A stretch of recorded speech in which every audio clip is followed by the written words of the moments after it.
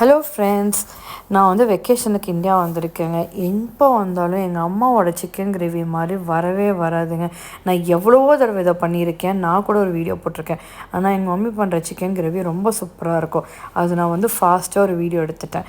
அதுலேயும் என் பொண்ணு வந்து பெப்பர் சிக்கன் கேட்டிருந்தாங்காட்டிக்கு இம்மீடியட்டாகவே வந்து ஃப்ரெஷ்ஷாக வந்து ரோஸ்ட் பண்ணாங்க. 2 ஸ்பூன் சீரகம் போட்டாங்க, ஒரு 1.5 ஸ்பூனுக்கு பெப்பர் போட்டாங்க. நல்லா ட்ரை ரோஸ்ட் பண்ணிட்டாங்க. அந்த சீரகம் வந்து கொஞ்சம் வெடிக்கிற மாதிரி வரணும், நல்லா அரோமா வரும், நல்ல ஸ்மெல் வருங்க. அந்த ஸ்டேஜில் வந்து நம்ம ஆஃப் பண்ணிவிட்டு பேன்லேருந்து பிளேட்டுக்கு மாற்றிடணும். இல்லை அந்த பேன் சூட்டுக்கே வந்து கொஞ்சம் பிளாக் ஆயிரும். அதுக்கப்புறம் கொஞ்சம் எண்ணெய் ஊற்றிட்டு கடுகு, கடலைப்பருப்பு, இத்துலேயோண்டு வெந்தயம் போட்டாங்க. யூஸ்வலாக நம்ம சிக்கன் கிரேவியில் வந்து கடலைப்பருப்பை போட மாட்டோம். ஏன்னு கேட்டாங்காட்டிக்கு இதில் போட்டால் கொஞ்சம் லைட்டாக டேஸ்ட் வரும்னு சொன்னாங்க. அதே மாதிரி டேஸ்ட்டாக இருந்துச்சு. அந்த கடலைப்பருப்பு நம்ம வாயில் சாப்பிடும் போது நல்லா இருந்துச்சு. அப்புறம் 3 பெரிய வெங்காயம் நல்லா ஸ்லைஸாக கட் பண்ணிவிட்டு, ஒரே ஒரு பச்சை மிளகா, கொஞ்சம் கருவேப்பிலை, ஒரே ஒரு தக்காளி, இது எல்லாத்தையும் நல்லா வணக்கியாச்சுங்க. இது கொஞ்சம் வணக்கிற ஸ்டேஜில் வணங்கிட்டு இருக்கும் பார்த்தீங்களா, அந்த டைமில் அந்த சீரகத்தையும் பெப்பரையும் வந்து பொடி பண்ணி வச்சாச்சு. தண்ணி ஊற்றாமல் நல்லா கிரைண்ட் பண்ணி வச்சிடணும். அப்புறம் ஒரே ஒரு ஸ்பூன் வந்து இஞ்சி பூண்டு பேஸ்ட்டு வந்து இது பண்ணியாச்சு.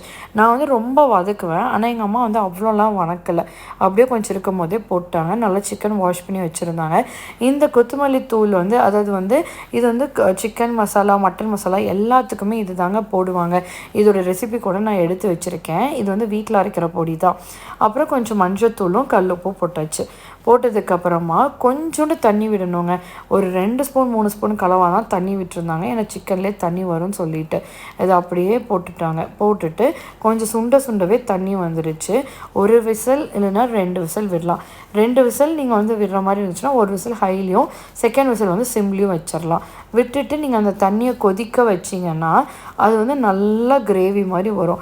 கொஞ்சம் தண்ணி சொன்னோடனே வந்துட்டு இந்த பொடி பண்ணி வச்சுருக்க பார்த்தீங்களா, அந்த பொடியும் போட்டுட்டு அந்த கொத்தமல்லி தலையும் போட்டு நல்லா வந்துட்டு சாட்டே பண்ணிட்டாங்க. சூப்பராக இருந்துச்சு. எங்கள் மம்மி எப்போவுமே இந்த பேன் வச்சுருக்காங்க. என் கசன் கூட கேட்பாங்க, இந்த பேனில் தான் ஏதோ வந்து மேஜிக் இருக்குது, இதில் சூப்பராக வருதுன்னு சொல்லிட்டு. அப்புறம் இதில் பார்த்தீங்களா, இந்த பிளேட்டில் போட்டிருக்கோம்ல, இந்த எண்ணெய், இந்த கிரேவி இருக்கிறதுல வந்து நம்ம வந்து கடைசியாக அந்த சாப்பாடு எடுத்து பிசைஞ்சு சாப்பிட்ற மாதிரி சூப்பராக இருக்கும்ல, அதுதாங்க. நீங்களும் ட்ரை பண்ணி பாருங்கள். இந்த வீடியோ பிடிச்சிருந்தா லைக் பண்ணுங்கள், ஷேர் பண்ணுங்கள், சப்ஸ்கிரைப் பண்ணுங்கள். Thank you friends.